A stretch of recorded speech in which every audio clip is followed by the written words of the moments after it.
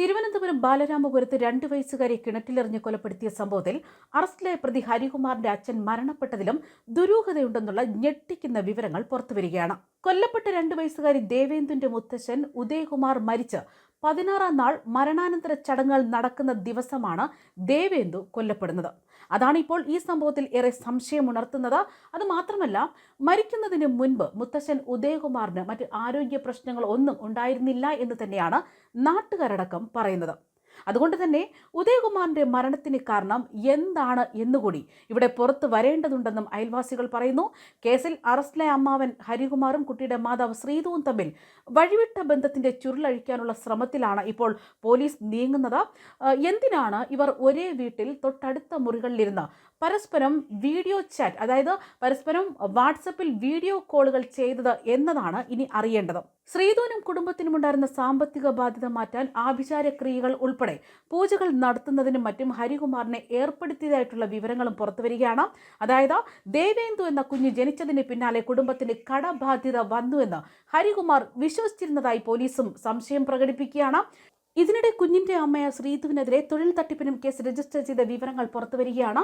ദേവസ്വം ബോർഡിൽ ജോലി വാങ്ങി നൽകാമെന്ന് പറഞ്ഞ് പലരിൽ നിന്നുമായി ലക്ഷങ്ങൾ പണം തട്ടിയെടുത്തു എന്ന പരാതിയിലാണ് പോലീസ് ഇപ്പോൾ അന്വേഷണം ആരംഭിച്ചിരിക്കുന്നത്.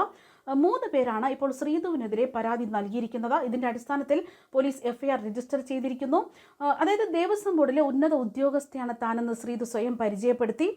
എന്നാൽ കുട്ടിയുടെ കൊലപാതക കേസ് പുറത്തു വന്നതിന് പിന്നാലെ ശ്രീധു ദേവസ്വം ബോർഡിൽ താൽക്കാലിക ജീവനക്കാരിയായിരുന്നു എന്ന തരത്തിൽ വിവരങ്ങൾ പുറത്തു വന്നിരുന്നു. ഒടുവിൽ പോലീസ് നടത്തിയ അന്വേഷണത്തിൽ നിന്ന് കരാർ അടിസ്ഥാനത്തിൽ പോലും ശ്രീധു ദേവസ്വം ബോർഡിൽ ജോലി ചെയ്തിരുന്നില്ല എന്ന് തന്നെയാണ് കണ്ടെത്തിയത്. മതപഠനത്തിന്റെ ഭാഗമായി ക്ലാസ് എടുക്കുന്നതിനായി ചില ക്ഷേത്രങ്ങളിലൊക്കെ ശ്രീധു പോയിരുന്നു എന്ന വിവരങ്ങളും പുറത്തുവരികയാണ്. എന്നാൽ വീട് വാടകയ്ക്കെടുത്തപ്പോൾ ദേവസ്വം ബോർഡിലെ ഉയർന്ന ഉദ്യോഗസ്ഥയാണ് എന്ന് പരിചയപ്പെടുത്തുകയും ജോലി വാങ്ങി നൽകാമെന്ന ഉറപ്പിൽ അയൽവാസികളിൽ നിന്ന് പലരിൽ നിന്നും 1 ലക്ഷം രൂപ മുതൽ 5 ലക്ഷം രൂപ വരെ തട്ടിയെടുത്തുവെന്നാണ് നാട്ടുകാർ തന്നെ പോലീസിൽ പരാതി പറഞ്ഞിരിക്കുന്നത്. അതായത് താൻ വിചാരിച്ചാൽ 2 ലക്ഷം രൂപ വരെ ശമ്പളം കിട്ടുന്ന ജോലി ദേവസ്വം ബോർഡിൽ ലഭിക്കുമെന്ന് പറഞ്ഞാണ് ശ്രീധു പലരിൽ നിന്നും പണം മേടിച്ചിരിക്കുന്നതെന്നാണ് പരാതിയിൽ പറയുന്നത്.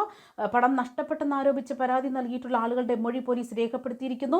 അതേസമയം കുഞ്ഞിന്റെ മരണവുമായി ബന്ധപ്പെട്ട് ശ്രീധുവിനെ വിശദമായി തന്നെ ചോദ്യം ചെയ്യുന്നതിന് റൂറൽ SPയും DYSPയും ബാലരാമപുരം പോലീസ് സ്റ്റേഷനിൽ എത്തിയതായിട്ടുള്ള വിവരങ്ങൾ പുറത്തുവരുന്നു. സാമ്പത്തിക തട്ടിപ്പ് കേസിലും ശ്രീധുവിന്റെ അറസ്റ്റ് രേഖപ്പെടുത്തിയേക്കുമെന്നാണ് റിപ്പോർട്ടുകൾ. ഇതിനു പുറമെ 36 ലക്ഷം രൂപ തട്ടിയെടുത്തെന്നാരോപിച്ച ജോൾസിനെതിരെ ശ്രീധു ഒരു പരാതി നൽകിയിരുന്നു. ജോൾസിന്റെ നിർദ്ദേശപ്രകാരം ഒരു പൊതുപ്രവർത്തകന്റെ കൈവശം പണം നൽകിയെന്നാണ് ശ്രീധു പോലീസിനോട് പറഞ്ഞതെന്നാൽ ഇങ്ങനെ ഒരു ആളെ പറ്റിയോ അല്ലെങ്കിൽ ഇത്തരത്തിലൊരു സന്ദേശമോ ഒന്നും തന്നെ പോലീസിന് കണ്ടെത്താൻ സാധിച്ചു. അതേസമയം സ്വന്തം മകളെ കാണാതാകുമ്പോഴോ അല്ലെങ്കിൽ കിണറ്റിൽ മരിച്ച നിലയിൽ കണ്ടെത്തിയപ്പോഴോ ഒന്നും തന്നെ ശ്രീധുവിന് യാതൊരു തരത്തിലുള്ള മാറ്റവും ഉണ്ടായിരുന്നില്ല എന്നും വിവരങ്ങളുണ്ട്. എന്നാൽ ദേവേന്ദുവിന്റെ മരണം തളർത്തിയതാകട്ടെ സ്വന്തം സഹോദരിയായ പൂർണേന്ദുവിനെ എന്ന റിപ്പോർട്ടുകളും പുറത്തുവരുന്നു. അതായത് ദേവേന്ദുവിന്റെ ചേച്ചിയാണ് പൂർണേന്ദു. തന്റെ കുഞ്ഞനിയത്തി മരിച്ചതിന് പിന്നാലെ പൂർണേന്ദു ഇതുവരെ ഉറങ്ങിയിട്ടില്ല എന്ന് തന്നെയാണ് ബന്ധുക്കൾ പറയുന്നത്. കുട്ടിയുടെ മനസ്സ് നിറയെ സ്വന്തം അനുജത്തിയാണെന്നും എത്ര പറഞ്ഞാലും ഉറങ്ങാൻ കൂട്ടാക്കാറില്ലെന്നും ബന്ധുക്കൾ പറയുകയാണ്. പകൽ സമയത്ത് മറ്റ് വീടുകളിലുള്ള കുട്ടികൾ എത്തിയാൽ കുറച്ചുനേരം അവരോട് ചിരിച്ചൊക്കെ പെരുമാറും. എന്നാൽ അവർ പോയി കഴിഞ്ഞാൽ പൂർണേന്ദുവിന്റെ മുഖം സങ്കടം കൊണ്ട് നിറയുമെന്നും തുടർന്ന് അച്ഛനായ ശ്രീജിത്തിന്റെ വീട്ടിലേക്ക് പോകാനായി കാത്തിരിക്കുകയാണ് പൂർണേന്ദു. നിലവിൽ കുടുംബ വീടിന് തൊട്ടടുത്തുള്ള ബന്ധുവീട്ടിൽ അമ്മൂമ്മ ശ്രീകലയുടെയും ബന്ധുക്കളുടെയും സംരക്ഷണയിലാണ് ഇപ്പോൾ ഈ കുട്ടിയുള്ളത്. ഹരികുമാറിനെ കുറിച്ച് നാട്ടുകാർ പറയുന്നതാകട്ടെ ഹരികുമാറിന് മാനസിക പ്രശ്നങ്ങളൊന്നും ഉണ്ടായതായി തോന്നിയിരുന്നില്ല എന്ന് തന്നെയാണ്. ആൾക്കാരുമായി സംസാരം കുറവായിരുന്നു, പഠന വൈകല്യമുള്ളതായി വീട്ടുകാർ പറഞ്ഞറിയാം. ഹരികുമാറിന്റെ അമ്മയുടെ സങ്കടം കേട്ട് അയൽ വീട്ടിലെ ഒരാൾ ഹരികുമാറിനെ അക്ഷരം പഠിപ്പിക്കാൻ ശ്രമിച്ചെങ്കിലും പിന്നീട് ആ ശ്രമം ഉപേക്ഷിച്ചു.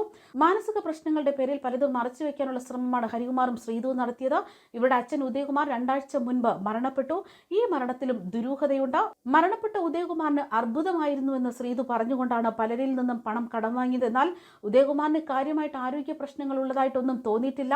ഉദയകുമാർ മരിക്കുന്നതിന് തലേ ദിവസം അദ്ദേഹത്തെ കണ്ടിരുന്നുവെന്നും അസുഖബാധിതനായി മരിച്ചതായി തോന്നിയിട്ടില്ലെന്നും അതുകൊണ്ട് തന്നെ മരിച്ചു എന്നറിഞ്ഞപ്പോൾ അത് വിശ്വസിക്കാൻ പറ്റിയിട്ടില്ല എന്നും നാട്ടുകാർ പറയുന്നു. ഈ മരണത്തിലും ദുരൂഹതയുണ്ട് എന്ന് തന്നെയാണ് നാട്ടുകാർ ആരോപിക്കുന്നത്. ന്യൂസ് ഡെസ്ക് കർമ്മ ന്യൂസ്.